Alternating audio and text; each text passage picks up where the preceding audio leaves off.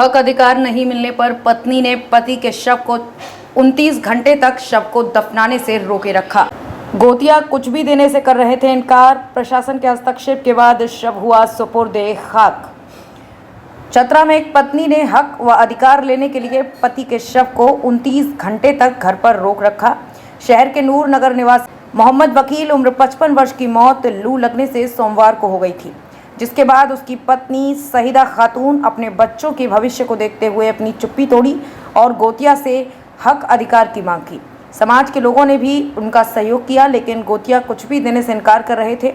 इज्जत को लेकर घर की बातों को दूसरी जगह नहीं बोलती थी, लेकिन पति की मौत के बाद पत्नी दहाड़ मारकर रोने लगी और अपने हक अधिकार की मांग करने लगी।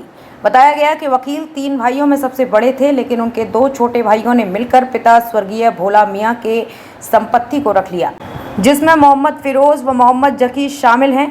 दोनों शानदार मकान बनाकर जीवन यापन कर रहे हैं। साथ ही गुदरी बाजार के समीप 3 दुकान हैं जिसका किराया उठा रहे हैं और वकील झुग्गी झोंपड़ी में रह रहे थे।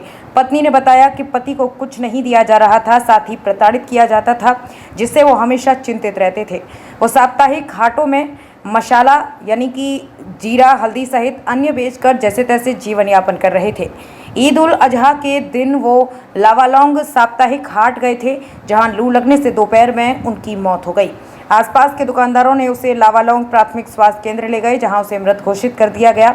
उसका शव घर लाया गया। इसके बाद मंगलवार सुबह 10 बजे शव दफनाना था, लेकिन मृतक के दोनों भाइयों द्वारा कुछ नहीं देने को तैयार होने पर पत्नी शव दफनाने नहीं दी। समाज के लोगों ने जोहर नमाज बाद यानी दोपहर 1:30 बजे जनाजा की नमाज अदा करने का निर्णय लिया था, लेकिन 1:30 बजे तक भी मामला नहीं सुलझा। पत्नी ने कहा कि जब तक हक अधिकार नहीं मिल जाता तब तक शव घर पर ही पड़ा रहेगा। पत्नी ने जिला व पुलिस प्रशासन से न्याय की गुहार लगाई है। मृतक के एक 7 वर्षीय पुत्र मोहम्मद इरशाद व एक 6 वर्षीय पुत्री सारा परवीन है। पत्नी व बच्चों का रो रो कर बुरा हाल है। मोहल्ले में मातम छाया हुआ है। पुलिस के हस्तक्षेप के बाद शव दफनाया गया। मोहल्ले के लोगों ने इसकी जानकारी सदर पुलिस को दी। सूचना पाकर एएसआई महेंद्र ठाकुर दलबल के साथ वहां पहुंचे और मामले की जानकारी ली। इसके बाद दोनों भाइयों को अपने साथ थाने ले आई। वहां भी दोनों भाई मृतक की पत्नी को कुछ भी देने से इनकार कर रहे थे। काफी समझाने बुझाने के बाद बात बनी। पिता की संपत्ति में तीनों भाइयों को बराबर बराबर अधिकार मिलने की बात पर सहमति बनी। एक एग्रीमेंट कागज बना जिसमें दोनों भाइयों ने हस्ताक्षर कर सहमति जताई। इसके बाद शाम 5 बजे मस्जिद-ए-नमरा नूर नगर में जनाजे की नमाज अदा की गई और अनजान शहीद कब्रिस्तान में सुपुर्द-ए खाक किया गया।